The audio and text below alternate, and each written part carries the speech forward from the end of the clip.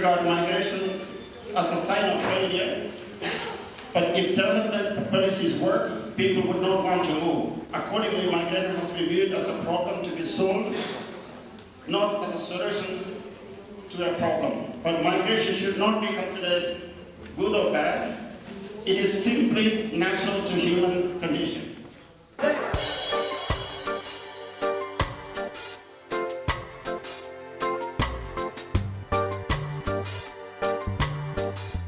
Donc, quand on cherchait les causes, on comprend vraiment les causes, pourquoi, ou bien c'est quoi l'histoire.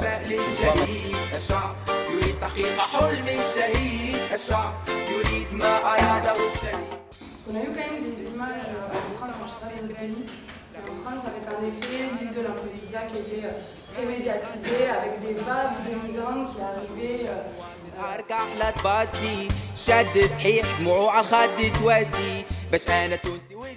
Alors, quand vous parlez des migrations pour des gens qui le veulent, bon, moi j'étais parti pour les études, on trouve que j'ai le sida, j'ai été emprisonné, j'ai été séquestré, tout ce que vous voulez, et puis j'ai été rapatrié avant la fin des études.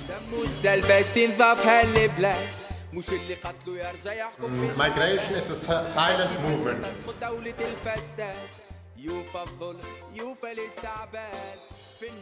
The border regime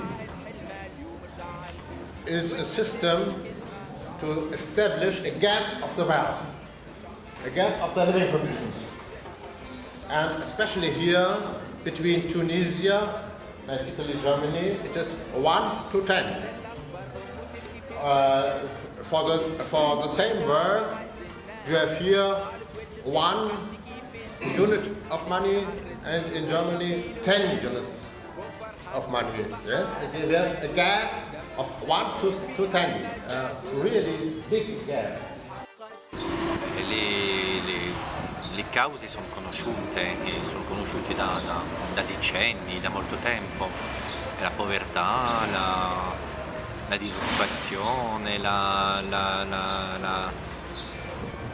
l'ingiustizia sociale, le disuguaglianze, ma anche la violenza politica, le guerre, che è una questione di opportunità, quindi di accesso, diciamo, all'acqua, di accesso alle risorse, di accesso all'educazione, accesso alla libertà di espressione anche. È una questione veramente di opportunità nel senso più ampio. In human history, we have never had a gap like this for a longer time. It's not possible to sustain, to establish a border regime for a long time to make a rupture of a gap of this kind. Yeah? Sì, perché questi schemi neoliberisti hanno, cioè non è che abbiano in realtà chiuso la porta, è molto più subdolo, direi, e che hanno sviluppato dei meccanismi volti a selezionare chi avrebbe diritto di entrare e chi invece non lo avrebbe.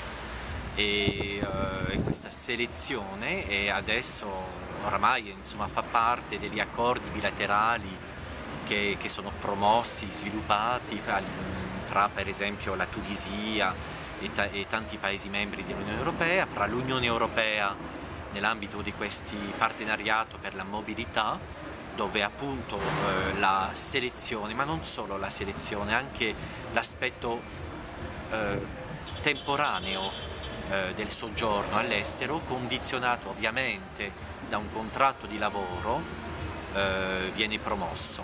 Quindi le porte certo non sono chiuse, sono, direi, socchiuse per far sì che chi è stato scelto possa entrare, chi invece non potrà essere scelto si ritroverà in una situazione di vulnerabilità, dunque l'immigrazione irregolare, oppure di incertezza anche per quanto riguarda i richiedenti asilo. Pour comprendre pourquoi il y a des jeunes qui sont partis, il faut poser peut-être la question à l'envers. Pourquoi il y a quelques jeunes qui restaient ici après la Révolution pour participer dans le mouvement politique.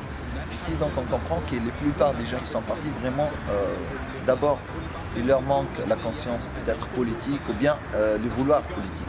ça veut dire participer au phénomène, ça veut dire au mouvement politique pour réaliser quelque chose ici en Tunisie. Donc la plupart des jeunes, ils voulaient partir, d'abord pour partir, pour casser les frontières, et second pour améliorer leur situation. Aussi, je pense que le système, le gouvernement instantané en ce moment-là, il a joué un grand rôle pour laisser les jeunes partir. Comme ça, il va absorber un peu la charge des jeunes marginaux.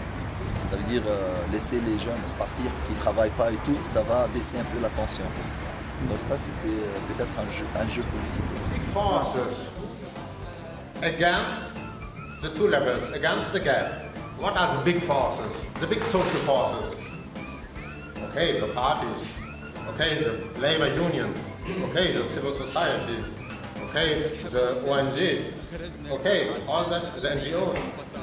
But more effective, the real big social force against the gap, that are the migration, the migrants themselves. We have had in the 90s of the last century the same gap between Germany and Poland.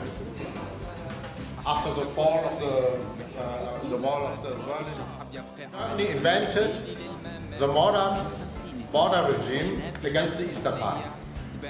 It was not only a border regime against the Polish people, it was a border regime against the transnational migrants and refugees of Afghanistan, of Sri Lanka, of Tamil, of other parts of the world.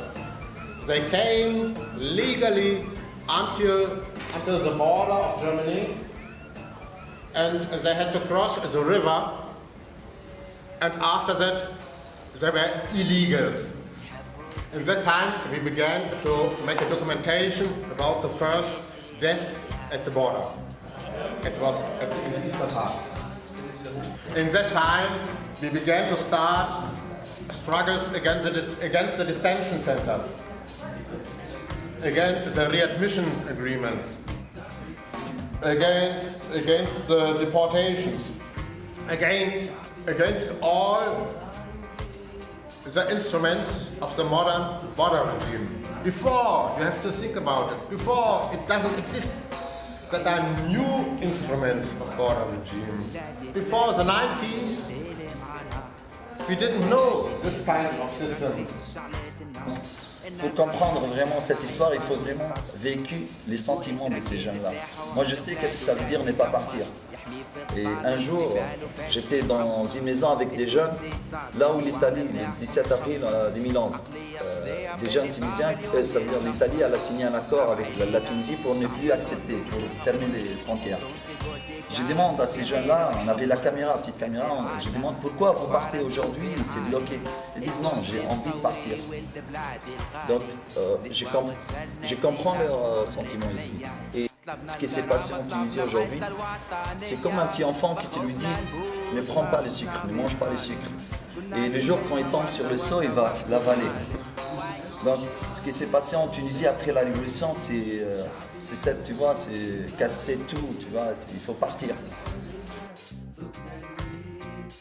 I flussi migratori non sono cambiati, più che altro quello che è cambiato è la consapevolezza che quelli che lasciano il paese, insomma, sono persone che non sono criminali, non sono, però più che altro persone che sono state totalmente marginalizzate, perché purtroppo la povertà è una forma di marginalizzazione economica, anche di accesso alle opportunità, sicché, ripeto, insomma, i flussi in quanto tali non sono cambiati in realtà, continueranno. Anche gli accordi che esistono a livello bilaterale, come sono impostati ora, sono accordi che non sono volti a risolvere queste cause, sono accordi volti a gestire una conseguenza. In altre parole, le cose continueranno fino a quando le cause non saranno risolte, onestamente, con sincerità. Migración y desarrollo, si es posible articular el desarrollo local de las comunidades más pobres de México con las remesas, con la autogestión, con la lucha por la dignidad de las personas.